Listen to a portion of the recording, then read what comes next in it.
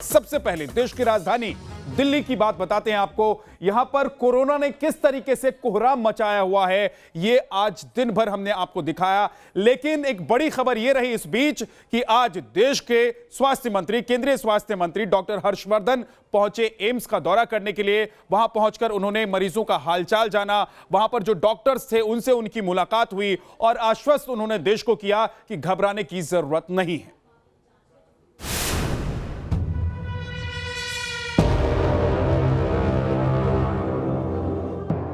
दिल्ली में कोरोना का कहर किस कदर टूटा है, ये 3 तस्वीरें ये बताने के लिए काफी हैं। दिल्ली में पर्यटक स्थलों को बंद कर दिया गया है। स्वास्थ्य मंत्री डॉक्टर हर्षवर्धन ने एम्स का दौरा किया। वहीं दिल्ली में लगातार कोरोना से लोगों की मौत हो रही है। पीपी किट में स्वास्थ्य मंत्री हर्षवर्धन ने एम्स के ट्रॉमा सेंटर्स में मरीजों और उनके परिजनों से मुलाकात की। कोरोना के कहर के बीच हर्षवर्धन देश के सबसे बड़े संस्थान में हेल्थ तैयारियों का जायजा लेने पहुंचे। इससे पहले स्वास्थ्य मंत्री ने एम्स के डॉक्टर्स की टीम से हर मुद्दे पर चर्चा की। चर्चा के दौरान एम्स में कोरोना के इन्फेक्शन रेट को लेकर चौंकाने वाला खुलासा हुआ। एम्स डायरेक्टर रणदीप गुलेरिया ने ये अहम बयान दिया। So if we look at a positivity rate, which I remember again during March, used to be only 1, 2 or maximum 3%, has now close to 40%. It's around 37-38%. AIIMS में जो टेस्टिंग हो रही है उसका इन्फेक्शन रेट 40% तक है। इससे दिल्ली में कोरोना से बड़ी मुश्किल को समझा जा सकता है। डॉक्टरों से चर्चा में इन्फेक्शन की दर्दनाक तस्वीर सामने आ रही है। तो मेरे को पता है इसी तरह से सारी जगह ये चीज हो रही होगी और सर ये सर्ज जो है ये और आएगी और मैं चिंतित हूँ।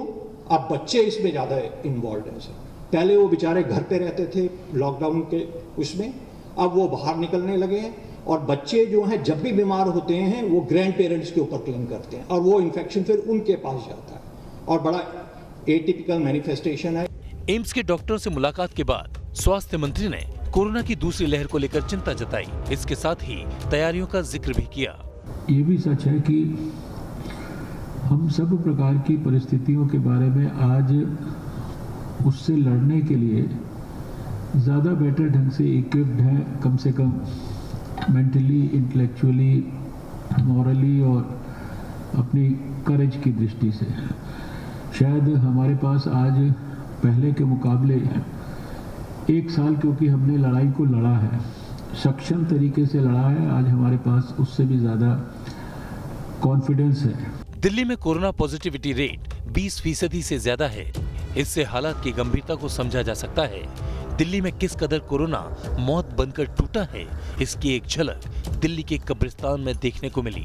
कोरोना की ये नई लहर कितनी खतरनाक है और किस तेजी से कोरोना फैल रहा है उसका अंदाजा कब्रिस्तान की तस्वीरों से लगाया जा सकता है। दिल्ली के सबसे बड़े आईटीओ स्थित जदीद कब्रिस्तान के जो आंकड़े हैं उसके मुताबिक इस साल के पहले 45 दिन में सिर्फ 5 शवों को दफनाया गया था। तब कोरोना की लहर एकदम शांत थी, लेकिन जैसे जैसे संक्रमण की रफ्तार बढ़ी अब हालत ये आ गई है कि पिछले 10 दिनों में रोजाना 70 के करीब जो शव हैं उनको दफनाया जा रहा है।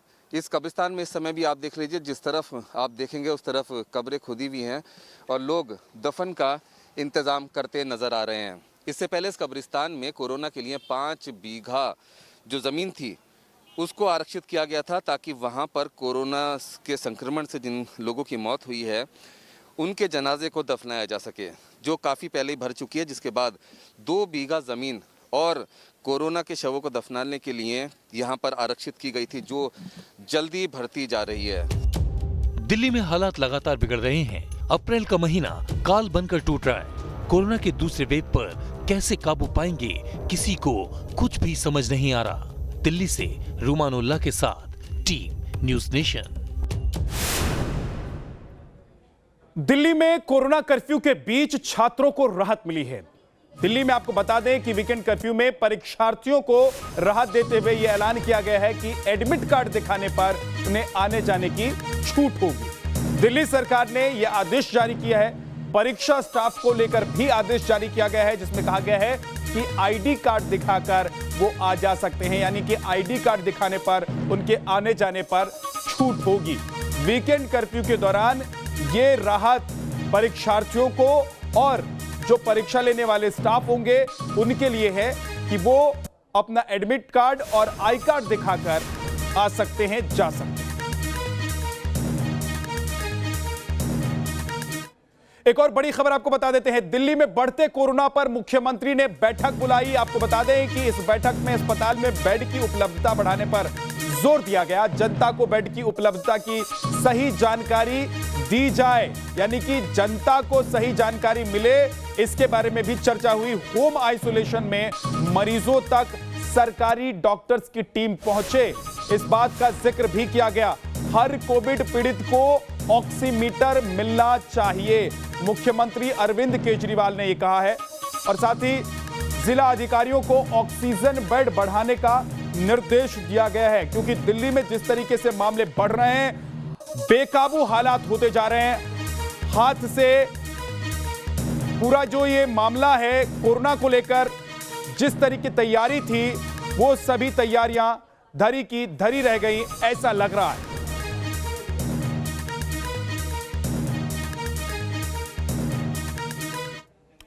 तो कोरोना का कहर बरप रहा है। दिल्ली के अस्पतालों का हाल क्या है, कैसी है स्थिति, इसे समझने के लिए आपको एक रिपोर्ट देखनी चाहिए। गाड़ी में गिरू पड़े रे, इलाज भी नहीं कर दे रे। अरे मेरा बच्चा बेहोश हुआ पड़ा रे, 1 घंटा हो गया देखे गाड़ी में गिरू पड़े। कोरोना का संकट और परिवारों में सदमा। एक तो परिवार के सदस्य को कोरोना, ऊपर से अस्पताल में भर्ती करवाने की जद्दोजहद। हर तरफ बस विपदा ही विपदा। दुख ऐसा है, पीड़ा ऐसी है कि आंसू छलक उठे। गाड़ी में गिरू पड़े रे, इलाज भी नहीं कर दे रे। अरे मेरा बच्चा बेहोश हुआ पड़ा रे। कब लेकर आए थे बच्चे? अरे मैं भी लेके आई हूँ रे, 1 घंटा हो गया देखे गाड़ी में गिरू पड़े, कुछ भी नहीं। ये गाड़ी जो खड़ी सामने इसमें? इसमें गिरू पड़े रे। तो एडमिट नहीं कर रहे हैं? अरे नहीं कर रहे, देख मैं पड़ा। क्या कह रहे हैं, क्या कह रहे हैं? पता नहीं मुझे क्या कह रहे हैं। आखिर इस परिवार के साथ हुआ क्या है? अंदर से बाहर आए परिवार के सदस्य से हमने जानने की कोशिश की। मरीज को सुबह अचानक से ही चक्कर आके घर पे गिर गया था, बेहोश हो गया, तो उसको लेकर हम यहाँ तुरंत आए। अब ये कुछ नहीं, गाड़ी से नहीं उतारा। ट्रीटमेंट कहाँ करेंगे ये? क्यों? पता नहीं साहब, हमने डॉक्टर को बहुत रिक्वेस्ट कर ली, हाथ जोड़ लिए, रोवा पीटी कर रहे, कोई सुन ही नहीं रहा। गाड़ी में ऑक्सीजन लगा दी, गाड़ी से नीचे भी नहीं उतारा, उसमें भी अंदर हॉस्पिटल में भी एडमिट नहीं हुआ। अस्पताल में भर्ती करवाना मुश्किल है, एम्बुलेंस में ही मरीज को बिठा दिया गया है। जिनको अस्पताल में एडमिशन मिलता है वो खुशनसीब है, लेकिन इसके लिए उन्हें कितना पापड़ बेलना पड़ता है, मरीजों के परिवार वालों की जुबानी सुन लेते हैं। मैंने बहुत पूरी रात मैंने सर्च करी है, फिर मैंने अपने भाई की हेल्प से, एक एनजीओ की हेल्प से फिर मैंने उनको एडमिट करवाया। कई जगह ट्राई किया, कहीं भी ऑक्सीजन सिलेंडर मतलब खाली नहीं था। वो बोल रहे थे इनको ऑक्सीजन की ज़रूरत है और एडमिट कराना ज़रूरी है, बहुत ज़रूरी है। वैसे अस्पताल में एडमिशन से ही बात खत्म नहीं हो जाती, इसके बाद भी संघर्ष है। जो मरीज अस्पताल में भर्ती हैं, उनकी अलग मुसीबत है।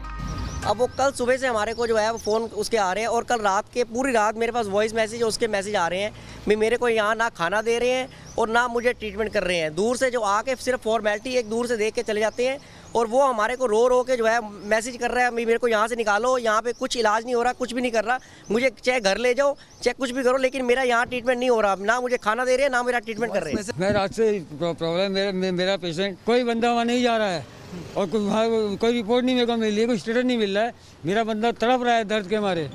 ये तो हुआ राजीव गांधी सुपर स्पेशलिटी अस्पताल का हाल। अब चलते हैं जीटीबी अस्पताल। यहाँ की व्यवस्था तो और भी चरमराई नजर आती है। ये तस्वीर है जीटीबी अस्पताल की, जहां कल की अगर बात करें तो लगातार पेशेंट नाराज हो रहे थे, डॉक्टर्स की हड़ताल की बात की जा रही थी, और ये कोविड पॉजिटिव पेशेंट को लेकर एम्बुलेंस घूम रही है, और यहाँ बैरिकेड्स क्लोज कर दिए गए हैं।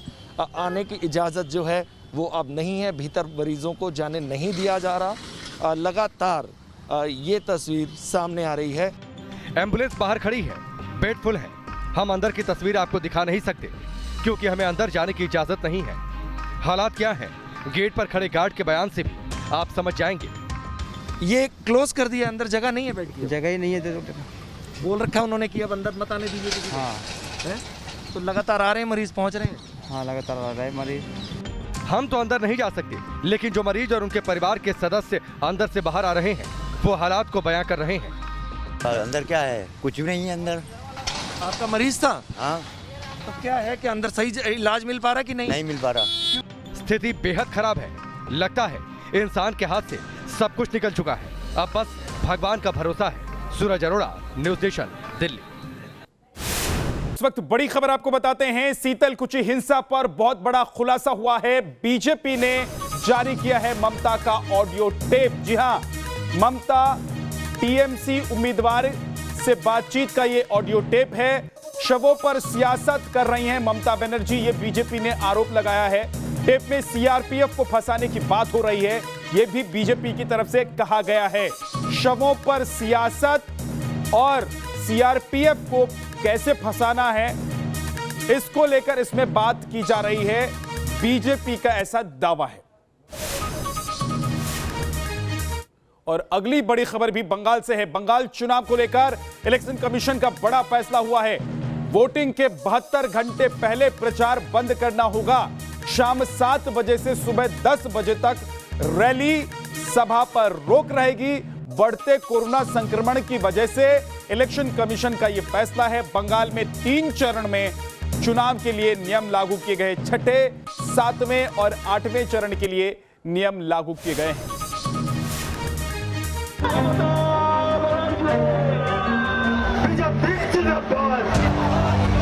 बंगाल में रैली रोड शो में जुट रही भीड़ आपको सोचने पर मजबूर कर देगी कि क्या बंगाल में चुनाव कोरोना प्रूफ है। पार्टी कोई भी हो, नेता कोई भी हो, हर किसी के चुनाव प्रचार में कोरोना प्रोटोकॉल को कुचला जा रहा है। 2 गज तो भूल ही जाएगी। रैली रोड शो में लोग एक दूसरे पर गिर रहे हैं। ऐसे में मास्क भी लगा रहे हो तो कोरोना से बचना मुश्किल है। जिस वक्त कोलकाता में चुनाव आयोग के दफ्तर में राजनीतिक दल ये कस्में खा रहे थे कि वो कोरोना प्रोटोकॉल का पालन करेंगे, ठीक उसी वक्त चुनाव प्रचार में ऐसे नियमों की धज्जियां उड़ रही थी।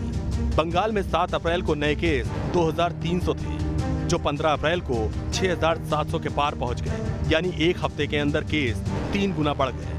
हालात इतने बिगड़ रहे हैं कि अस्पतालों में बेड न होने की खबरें सामने आ रही हैं। लास्ट 7-10 डेज में अभी जो परिस्थिति जो हुआ है, that is almost we have reached now daily 7000, 6500, 7000, 7500 ऐसे ही चल रहा है। तो ये ऐसे चलने में हमारा जो बेड कैपेसिटी, हमारा जो प्राइवेट सेक्टर और गवर्नमेंट सेक्टर में जो बेड कैपेसिटी जो है, इट इज़ एब्सोल्युटली नेग्लिजिबल। तो अभी ये सिचुएशन को कंट्रोल करना बहुत ज़रूरी है। इन बढ़ते आंकड़ों के बीच भी कोरोना पर सियासत जारी है। ममता बनर्जी दावा कर रही हैं कि बीजेपी की वजह से ही कोरोना बढ़ रहा है। दीदी को महामारी में भी बाहरी एंगल दिख रहा है। इस बीच हाईकोर्ट की फटकार के बाद चुनाव आयोग ने देर से ही सही सर्वदलीय बैठक बुलाई, जिसमें चुनाव आयोग के प्रचार के बीच कोरोना विस्फोट पर बात हुई। सभी पार्टियों ने एक सुर में कोरोना नियमों के पालन की बात कही। टीएमसी ने मुद्दा उठाया और बाकी की वोटिंग एक फेज में करने की मांग की। हालांकि बीजेपी और लेफ्ट ने 8 चरण में ही चुनाव को जारी रखने की बात कही। कोरोना को लेकर बीजेपी ने चुनाव आयोग को लेटर भी लिखा और ये भरोसा दिलाया कि कैंपेन में कोरोना नियमों का पूरा ध्यान रखा जाएगा, लेकिन प्रचार पर किसी भी तरह की रोक न लगे। जबकि ममता बनर्जी चाहती हैं कि एक ही चरण में सारे चुनाव निपट जाए। फिलहाल फैसला चुनाव आयोग को करना है। चुनाव जरूरी है तो कोरोना को देखना भी मजबूरी है। कोई बीच का रास्ता जरूर निकालना होगा। कोलकाता से तापस के साथ धीरेन्द्र पुंडरीर, टीम न्यूज़ नेशन।